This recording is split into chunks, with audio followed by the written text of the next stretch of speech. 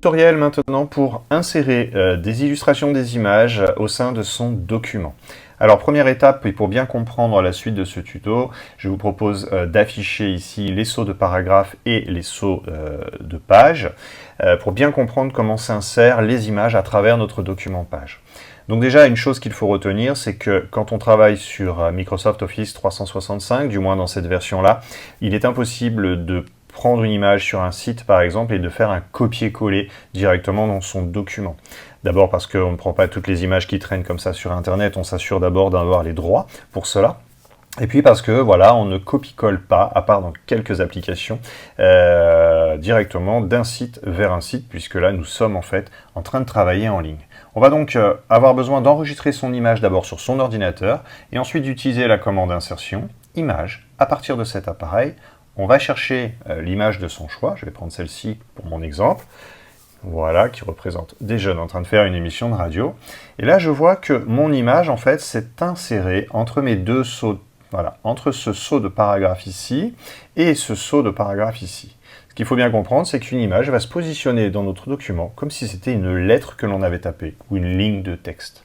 Alors, on peut déjà aligner l'image. Donc, quand on clique sur l'image, déjà, vous avez compris qu'on pouvait changer sa dimension, que l'on peut aussi effectuer une légère, des rotations, une rotation de cette image, qui peut parfois être utile. Et en haut, on a tout un tas d'outils qui vont nous permettre d'améliorer tout cela. Nous allons d'abord pouvoir aligner notre image au centre, à gauche ou au milieu, enfin voilà, au centre, à gauche. Nous allons pouvoir aligner notre image au centre, à droite ou à gauche.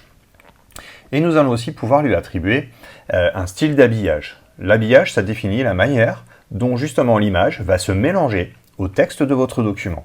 Ici, on est sur aligner sur texte. Ça veut bien dire qu'entre deux éléments graphiques, si je continue à écrire ici, voilà, mon texte se place après l'image. Donc l'image a bien réservé une zone pour pouvoir s'intégrer et décale donc le texte d'autant de lignes vers le bas.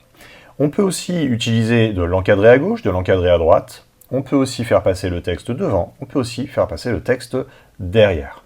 Enfin, pour certains effets visuels, on peut, pour certains effets visuels, nous avons ici un outil qui permet d'ajouter des effets de perspective, de 3D, de biseautage de l'image et qui peuvent donner un rendu tout à fait professionnel à votre travail.